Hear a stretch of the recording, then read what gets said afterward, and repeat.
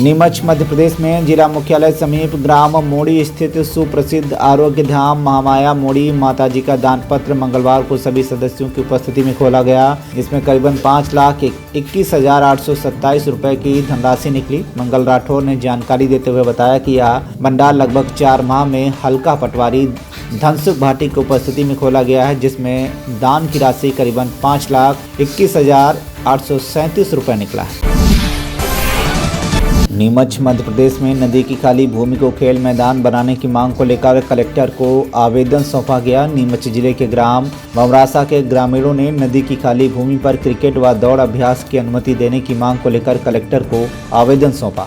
Sir, हम ग्राम से आए हैं और हमारे ग्राम पंचायत चल्लू है और हमारे खेल मैदान की आवश्यकता है और हमारे नर्सरी में है ना बहुत सारी जगह मतलब खाली पड़ी है, तो हमें वहाँ पर खेल मैदान की अनुमति दी जाए। हमारा कलेक्टर साहब से कहना है खेल मैदान की बहुत ज़्यादा आवश्यकता है, क्योंकि बहुत युवा है जो तैयारी भी कर रहे हैं आर्मी वगैरह की, पुलिस की। तो मतलब हाईवे है हमारा, तो सुबह सुबह हाईवे पे रनिंग करने जाते हैं, तो उनको रनिंग वगैरह के लिए भी मतलब खेल मैदान दिया जाए, इसकी अनुमति चाहिए हमें। गाँव में खेल तो मतलब खेल मैदान की ज़रूरत है। खेल तो सब, अगर मैदान बन जाएगा तो सब तरह के खेल खेलेंगे उसमें। कितने समय से परेशान हो? बहुत मतलब मैदान ही नहीं है हमारे, बहुत समय से 20-25 साल हो गए खेल गाँव में मैदान। पहले कभी आवेदन दिया आपने? पिछले मंगलवार को दिया था सर, पर कोई कार्रवाई नहीं हुई। सरपंच साहब से बातचीत हुई आपकी? सरपंच साहब से तो बातचीत हुई पर वो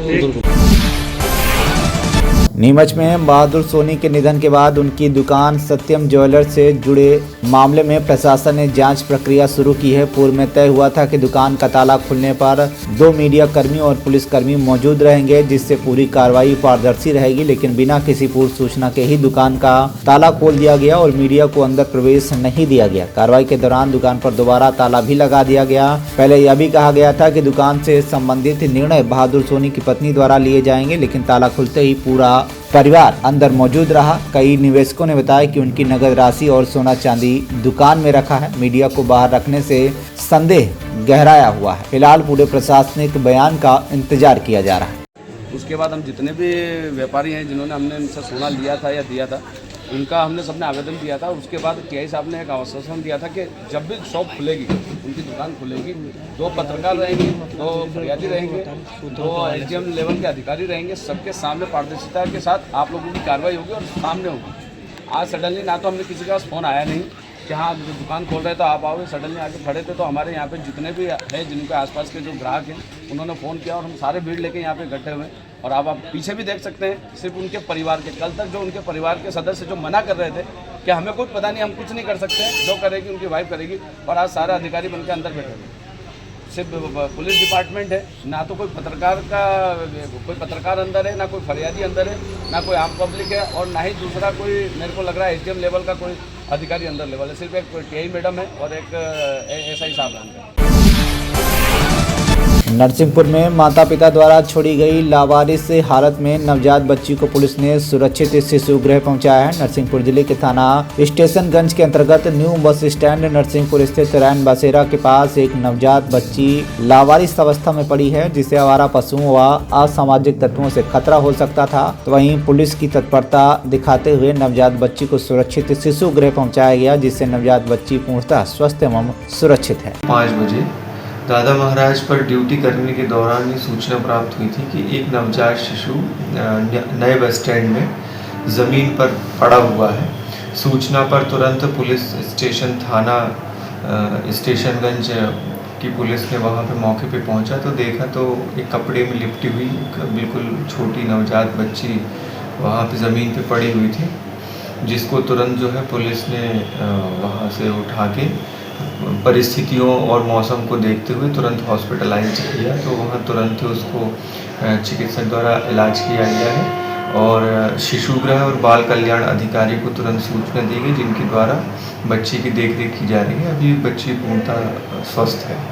अभी कहीं से कोई जानकारी प्राप्त हुई है कि बच्ची कहाँ से, किसने छोड़ी है कुछ? इसको अभी जांच में लिया है और हम जांच कर रहे हैं, आसपास सीसीटीवी फुटेज खंगाल रहे हैं और सोशल मीडिया के माध्यम से, आपके माध्यम से अन्य नागरिकों से भी हमारा आग्रह है कि इस प्रकार कहीं उनको किसी भी प्रकार की जानकारी प्राप्त होती है तो नरसिंहपुर पुलिस को अवगत कराएं।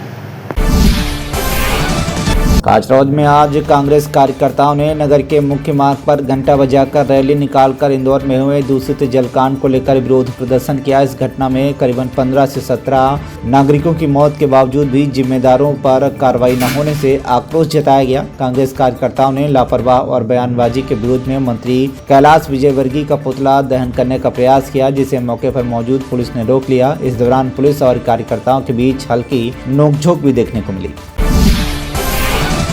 सीधी जिले के बारी में मुख्यमंत्री डॉक्टर मोहन यादव का 9 जनवरी को कार्यक्रम प्रस्तावित है। इस अवसर पर मुख्यमंत्री जिले में पूर्ण हुए विभिन्न विकास एवं निर्माण कार्यों का लोकार्पण एवं नवीन कार्यों का शिलान्यास करेंगे तथा शासन की विभिन्न योजनाओं के अंतर्गत हितग्राहियों को लाभ वितरण किया जाएगा। वहीं मुख्यमंत्री के दौरों को व्यवस्थित, सफल एवं गरिमापूर्ण बनाने के लिए जिला प्रशासन द्वारा सभी आवश्यक तैयारियां प्रारंभ कर दी गई हैं। नीमच जिले के जावद में तकनीक और पत्रकारिता का संगम कौशल विकास कार्यशाला में विधायक ओम प्रकाश सकलेचा ने कहा कि एआई से सशक्त होगी पत्रकारिता। पत्रकारिता के बदलते दौर में तकनीक को सशक्त माध्यम बनाते हुए जावद विधायक ओम प्रकाश सकलेचा के सौजन्य से महाराष्ट्र नॉलेज कॉर्पोरेशन लिमिटेड द्वारा नीमच जिले के जावद स्थित संदीपनी विद्यालय के सभागार में 1 दिवसीय पत्रकारिता कौशल विकास कार्यशाला का आयोजन किया गया। कार्यशाला में आर्टिफिशियल इंटेलिजेंस के माध्यम से पत्रकारिता की गुणवत्ता, विश्वसनीयता और प्रभावशीलता बढ़ाने पर विशेष रूप से जोर दिया गया। कार्यक्रम रखा, इस बारे में आपका क्या कहना है? देखिए, एआई सबके लिए सकारात्मक जीवन में कैसे उपयोग हो, इसलिए जानकारी के लिए आज की कार्यशाला थी। कुछ पत्रकारों का बहुत आग्रह था कि इसको दोबारा किया जाए और गहराई से किया जाए, उसका भी हम प्रयास करेंगे। हम सब मिलकर इसको और बेहतर करने का प्रयास करेंगे। कितने बच्चों को इससे जो शिक्षा मिल रही है? अभी 1400 बच्चों को एआई के कोर्स इसके और क्या क्या फायदे हैं? सभी जीवन में हर चीज़ में सुविधा, उसकी कंफर्ट लेवल बढ़ाता है। मधेपुरा के मुरलीगंज थाना क्षेत्र के भैरोपट्टी वार्ड 14 में एक महिला की संदिग्ध परिस्थितियों में मौत हो गई। मंगलवार की सुबह उनका शव घर से लगभग 500 मीटर दूर बांस बाड़ी में भूसा घर से बरामद किया गया। घटना के बाद इलाके में सनसनी फैल गई। मृतका की पहचान भैरोपट्टी वार्ड 14 निवासी हीना प्रवीण 32 वर्षीय के रूप में हुई है। क्या मांग करते हैं आप? मांग करते हैं, इसको 5 ठो बाल बच्चा है, 6 ठो है, छोटा छोटा है, उसके लिए कुछ मुआवजा चाहिए सरकार से। और जो है क्या कहते हैं, जो इसको हत्या किया उसका गिरफ्तारी 24 घंटा के अंदर होना चाहिए।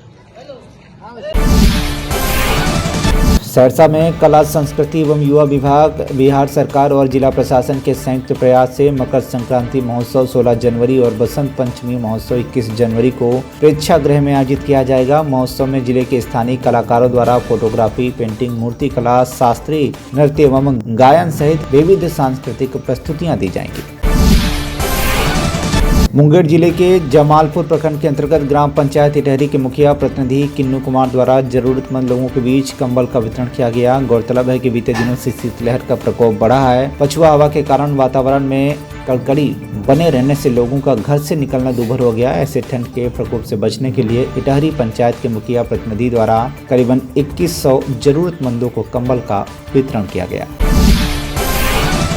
बिहार के नवादा में विभागीय आदेश एवं जिलाधिकारी नवादा श्री रवि प्रकाश के निर्देश के आलोक में नवादा जिले में सभी किसानों को विभिन्न सरकारी योजनाओं का लाभ ससमय उपलब्ध कराने हेतु फार्मर आईडी निर्माण एवं ई-KYC का कार्य किया जा रहा है, जिसका जिलाधिकारी ने औचक निरीक्षण किया।